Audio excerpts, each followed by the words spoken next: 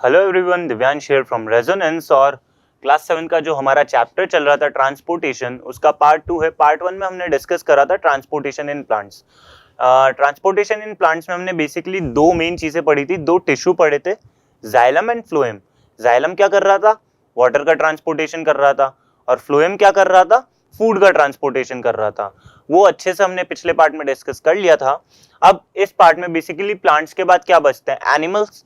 तो इस पार्ट में हम एनिमल्स का एक पार्ट डिस्कस करेंगे जो कि है ब्लड के बारे में डिस्कस करेंगे। तो इस पार्ट में हम डिस्कस करने वाले हैं ट्रांसपोर्टेशन इन एनिमल्स की। एनिमल्स में जो चीजें होती है, जो सब्सटेंसेस होते हैं, उनका ट्रांसपोर्ट कैसे होता है। तो लेट्स स्टार्ट विद इट। तो first thing is transportation in animals जो है ना, ट्रांसपोर्टेशन जो एनिमल्स में होता है वो एक वेल डेवलप्ड सिस्टम के थ्रू होता है, और उस सिस्टम को हम बोलते हैं सर्क्यूलेटरी सिस्टम। प्लांट्स में जो सिस्टम था उसे हम वैस्कुलर सिस्टम बोल रहे थे ना। प्लांट्स में जो सिस्टम था that was vascular system, but animals में जो सिस्टम होगा सर्क्यूलेटरी सिस्टम होगा। सर्क्यूलेटरी सिस्टम क्यों होगा? क्योंकि जो भी सब्सटेंसेस हमारी बॉडी में प्रेजेंट हैं वो हर एक सेल्स में जाने के लिए उसे पूरी बॉडी में क्या करना पड़ेगा?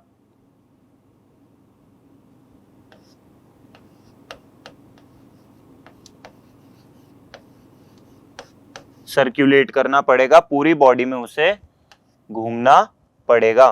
दैट्स वाई जो हमारी बॉडी में सिस्टम होता है ट्रांसपोर्टेशन के लिए उसे हम क्या बोलते हैं? सर्क्यूलेटरी सिस्टम बोलते हैं।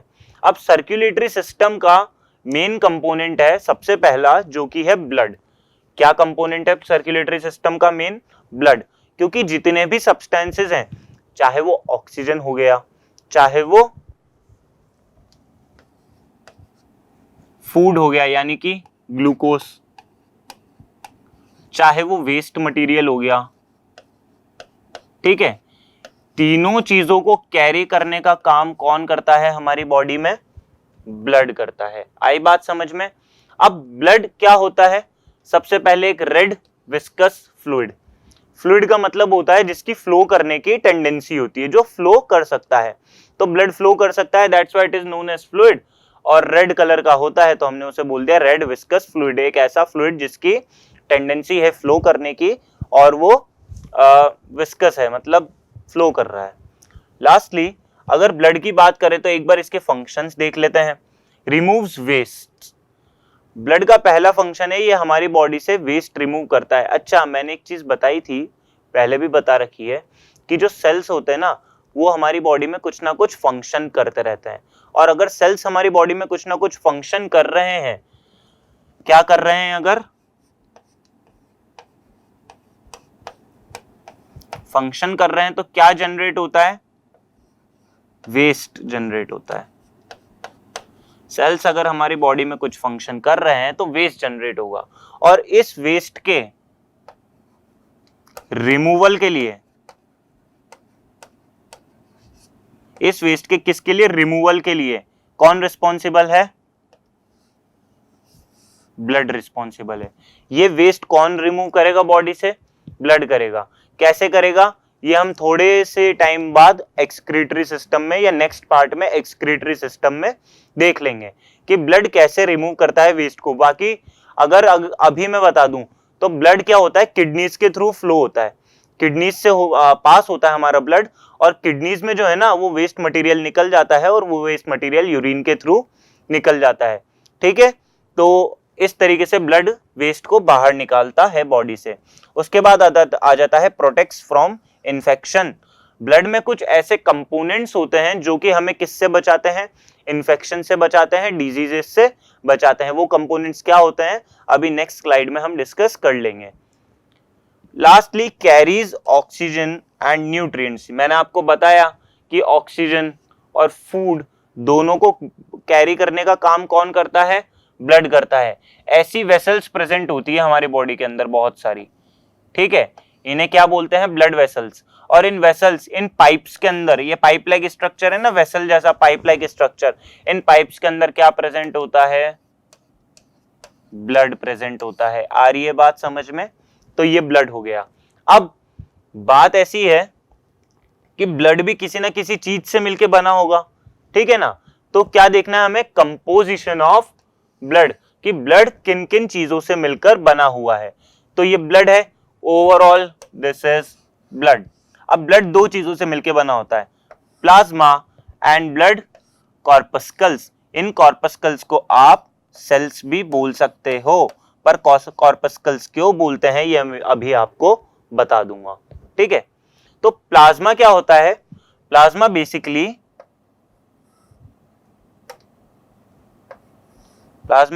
क्या होता है, वाटर होता है, 91% तो क्या होता है, वाटर होता है, और बाकी का 7% क्या होता है, प्रोटीन होते हैं। क्या होते हैं, प्रोटीन होते हैं। तो एक चीज और बचेगी, 2-3% क्या होगा, तो बचा हुआ 2-3% ऑर्गेनिक या इनऑर्गेनिक कंपाउंड्स होंगे।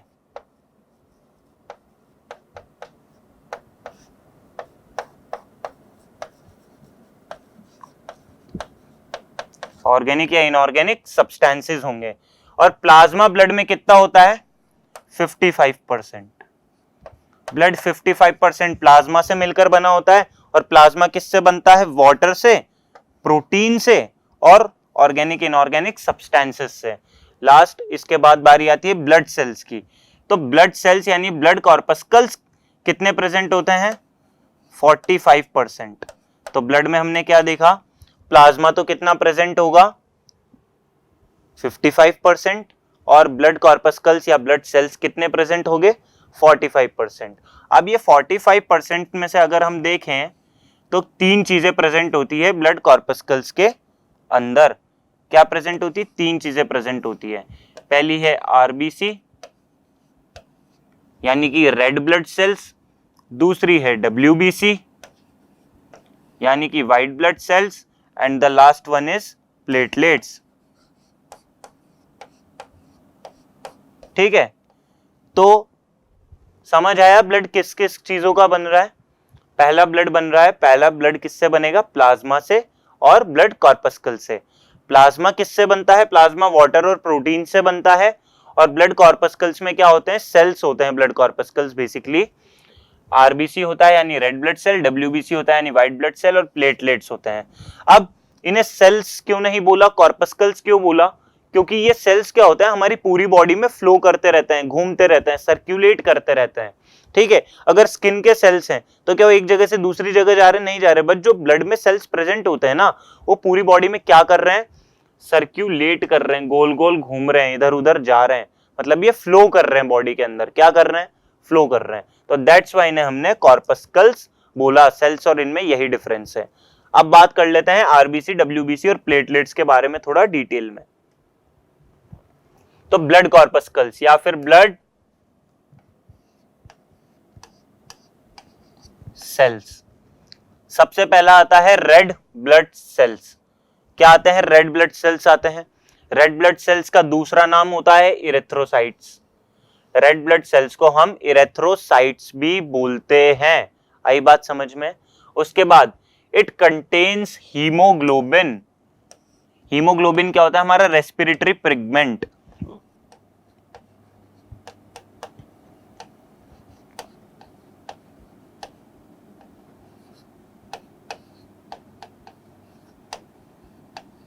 हीमोग्लोबिन क्या है, रेस्पिरेटरी पिगमेंट है। क्यों है, अभी देखते हैं। Haemoglobin which carries oxygen and gives red colour to blood. तो ब्लड का जो रेड कलर होता है ना, वो एक पिगमेंट प्रेजेंट होता है। क्या क्या है हीमोग्लोबिन, एक रेस्पिरेटरी पिगमेंट है। पिगमेंट का मतलब कलर, ठीक है। रेस्पिरेटरी पिगमेंट प्रेजेंट होता है रेड ब्लड सेल्स के अंदर। उस पिगमेंट को क्या बोलते हैं, इन सेल्स के अंदर जो पिगमेंट है उसे क्या बोलते हैं हम, हीमोग्लोबिन। जनरली आपने अपने मम्मी पापा के मुंह से बहुत बार सुना होगा कि इसका हीमोग्लोबिन कम हो गया या इसमें हीमोग्लोबिन की कमी आ गई, है ना। आपको हीमोग्लोबिन बढ़ाना होगा। हीमोग्लोबिन जो टर्म है वो आपने बहुत बार सुनी होगी। तो हीमोग्लोबिन क्या है, रेड ब्लड सेल्स के अंदर एक पिगमेंट प्रेजेंट होता है और उस पिगमेंट को हम हीमोग्लोबिन बोलते हैं। अब हीमोग्लोबिन क्या करता है, ऑक्सीजन को कैरी करता है। क्या करता है, ऑक्सीजन को कैरी करता है। मतलब जो हीमोग्लोबिन है ना, अब मैं बोलता हूं ना कि ऑक्सीजन को ब्लड कैरी करता है, कौन कैरी करता है ऑक्सीजन को? ब्लड। तो ब्लड के अंदर बेसिकली कौन कैरी करता है? आरबीसी। और आरबीसी के अंदर क्या प्रेजेंट है हमारा? हीमोग्लोबिन। तो हीमोग्लोबिन क्या करता है? ऑक्सीजन से बाइंड हो जाता है। तो क्या होता है? ऑक्सीजन बाइंड्स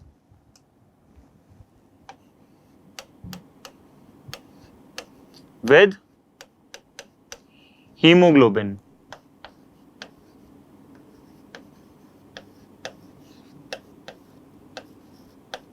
ठीक है, तो अब फाइनली हमें क्या पता चला कि जो ऑक्सीजन हम इनटेक कर रहे थे रेस्पिरेशन के टाइम, वो ब्लड में किससे जाके जुड़ता है? ब्लड में उसे कौन कैरी करता है? हीमोग्लोबिन कैरी करता है, जो कि किस में प्रेजेंट है? ब्लड के अंदर भी रेड ब्लड सेल्स में प्रेजेंट है। आई बात समझ में? तो अगर हीमोग्लोबिन ऑक्सीजन से कंबाइन हो जाता है, हीमोग्लोबिन प्लस ऑक्सीजन अगर ऑक्सीजन से बाइंड हो जाता है, तो एक नई चीज बनती है जिसे हम बोलते हैं ऑक्सी हीमोग्लोबिन। ठीक है, अगर हीमोग्लोबिन ऑक्सीजन से कंबाइन हो रहा है तो उसे हम ऑक्सी हीमोग्लोबिन बोलेंगे। लास्ट फिर उसके बाद क्या बात करनी है? व्हाइट ब्लड सेल्स की। ये था आरबीसी और ये है WBC, white blood sales. White blood sales नाम से ही पता चल रहा है व्हाइट कलर के होते हैं। ये बहुत डिफरेंट टाइप के होते हैं, हायर क्लासेस में आपको पढ़ने को मिलेंगे। इनका दूसरा नाम है ल्यूकोसाइट्स। क्या नाम है इनका दूसरा? ल्यूकोसाइट्स नाम है। Then soldiers of the body, इन्हें बॉडी के सोल्जर्स कहते हैं। इन्हें बॉडी के सोल्जर्स इसलिए कहते हैं क्योंकि ये हमें इन्फेक्शन से बचाते हैं। किससे बचाते हैं? इन्फेक्शन से बचाते हैं। और इन्फेक्शन से बचाएंगे तो इसका मतलब ये इम्यूनिटी प्रोवाइड कर रहे हैं, हमें स्ट्रेंथ प्रोवाइड कर रहे हैं। किससे लड़ने की? इन्फेक्शन से लड़ने की। पढ़ा था अभी पिछली स्लाइड में कि ब्लड जो होता है, ब्लड क्या करता है? हमें इन्फेक्शन से बचाता है। तो ब्लड में कौन हमें इन्फेक्शन से बचा रहा है? व्हाइट ब्लड सेल्स हमें इन्फेक्शन से बचा रहे हैं। अच्छा, कैसे बचाते हैं? कि हमारी बॉडी के अंदर अगर कोई भी पैथोजन आ जाता है, कौन आ जाता है? कोई भी पैथोजन, कोई भी बैक्टीरिया वगैरह कुछ भी आ जाता है, अगर बाहरी सब्सटेंस हमारी बॉडी के अंदर जो हमें हार्म कर सकता है, तो ये व्हाइट ब्लड सेल्स क्या करते हैं? ये उसे खा जाते हैं, उस पैथोजन को खा जाते हैं, ताकि क्या हो? हमारी बॉडी इन्फेक्शन से प्रोटेक्ट रहे। ये उस पैथोजन को, उस बाहरी ऑर्गेनिज्म को, चाहे वो वायरस हो चाहे वो बैक्टीरिया हो, उसे क्या कर देते हैं? मार देते हैं। आई बात समझ में? और अगर ये उसे मार देंगे तो क्या होगा? हमारी बॉडी इन्फेक्शन से बची रहेगी और ये हमें इम्यूनिटी प्रोवाइड कर देंगे, हमें स्ट्रेंथ प्रोवाइड कर देंगे उस इन्फेक्शन से लड़ने की। आई बात समझ में? That's why white blood cells are also called soldier cells और सोल्जर्स ऑफ द बॉडी। ठीक है, व्हाइट ब्लड सेल्स की भी बात खत्म हुई। लास्ट में आती है हमारी प्लेटलेट्स। क्या आती है? प्लेटलेट्स। अच्छा, एक चीज और बता रहा हूं कि व्हाइट ब्लड सेल्स का जो स्पैन होता है ना, मतलब कितने दिन जीती है, शायद ये 13 से 20 डेज के बीच में इसका लाइफ स्पैन होता है। इतना ये सरवाइव करती है हमारी बॉडी में, उसके बाद ये मर जाती है, डेड हो जाती है और नई सेल्स हमारी बॉडी में प्रोड्यूस हो जाती है। लास्टली प्लेटलेट्स, ये एक और तरीके की सेल्स है। Platelets are not true cells. Platelets true cells नहीं होती, मतलब असल मायने में अगर हम बोलें तो प्लेटलेट्स क्या नहीं होती? सेल्स नहीं होती। प्लेटलेट्स होती हैं फ्रेगमेंट्स ऑफ सेल्स। क्या होती हैं?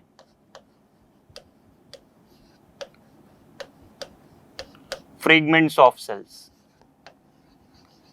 फ्रेगमेंट्स ऑफ सेल्स से हमारा मतलब है कि सेल्स के छोटे छोटे अगर हम टुकड़े करें तो ये सेल्स के फ्रेगमेंट्स होते हैं, टुकड़े होते हैं, बट ये बहुत ही इंपॉर्टेंट होते हैं इनमें। अच्छा, सेल्स में एक चीज प्रेजेंट होती है, न्यूक्लियस। जैसे हमें ब्रेन प्रेजेंट होता है ना, जो हमारी बॉडी को कंट्रोल करता है, तो अगर ये एक सेल है तो इसमें एक ऐसे चीज प्रेजेंट होती है, अभी आप 8th क्लास में भी इसे पढ़ लेंगे, इसको हम बोलते हैं न्यूक्लियस। पर बाकी की सेल्स में न्यूक्लियस प्रेजेंट था, पर प्लेटलेट्स जो होती है उनमें ये भी प्रेजेंट नहीं होता, क्योंकि ये तो क्या नहीं है? ट्रू सेल्स नहीं है, और इनमें क्या नहीं होगा? न्यूक्लियस नहीं होगा। ठीक है, अब प्लेटलेट्स को थ्रोम्बोसाइट्स भी बोलते हैं। क्या बोलते हैं? थ्रोम्बोसाइट्स भी बोलते हैं प्लेटलेट्स को। हर एक चीज का दूसरा नाम आ रहा है। आरबीसी का इरेथ्रोसाइट्स था, डब्ल्यूबीसी का ल्यूकोसाइट्स था, और प्लेटलेट्स का दूसरा नाम क्या है? थ्रोम्बोसाइट्स है। ये क्या करते हैं, ब्लड क्लॉटिंग में हेल्प करते हैं। ब्लड क्लॉटिंग क्या होती है, क्लॉट जम जाना, यानी अच्छा किसी यहाँ पर अगर मेरे हाथ पे चोट लग गई तो थोड़े टाइम बाद वो क्या होगा, वो सूख जाएगा ब्लड, और वहां पर एक क्लॉट बन जाएगा, एक पपड़ी बन जाएगी। ठीक है, वही क्या होती है, ब्लड क्लॉटिंग होती है। और उस ब्लड क्लॉटिंग में कौन हेल्प करती है, हमारी प्लेटलेट्स हेल्प करती हैं। प्लेटलेट्स कैसे हेल्प करती हैं, एक बार छोटा सा माइनर सी चीज बता रहा हूं आपको ब्लड क्लॉटिंग से रिलेटेड।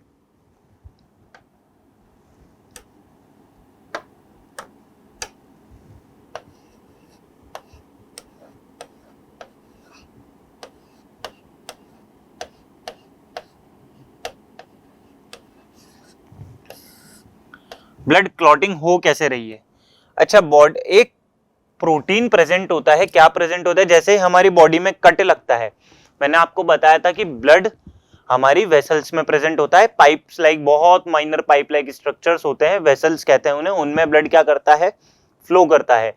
तो अगर हमारी बॉडी में चोट लगी तो बेसिकली क्या डैमेज हुई, ब्लड वेसल्स डैमेज हुई।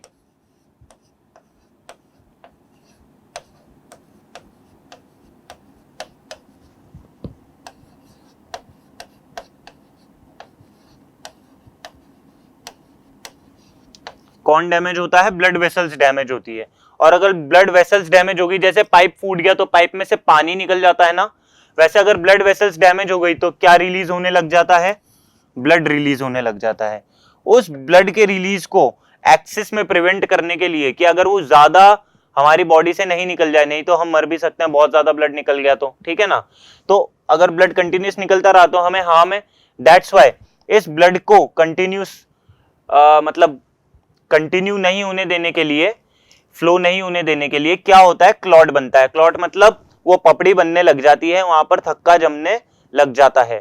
ठीक है, ताकि क्या नहीं हो, ब्लड एक्सिस में लॉस नहीं हो। इसके लिए क्या होता है, एक प्रोटीन होता है फाइब्रिन।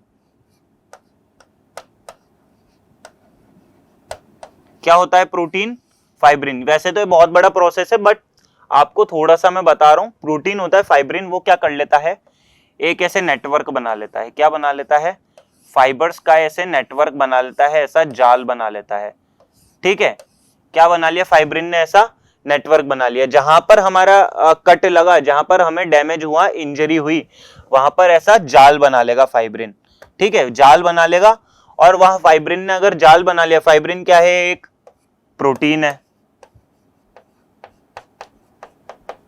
ठीक है, तो फाइब्रिन ने ऐसा जाल जैसा नेटवर्क बना लिया। और अच्छे से इसे बना लेते हैं एक बार।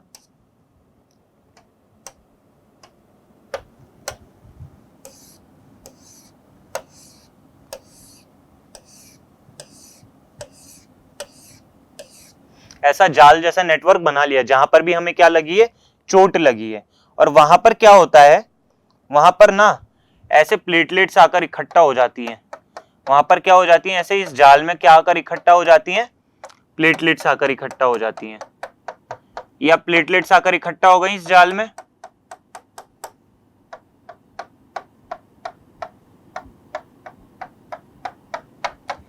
बहुत सारी ऐसे प्लेटलेट्स इकट्ठी हो जाएंगी और क्या बन जाएगा, एक क्लॉट बन जाएगा।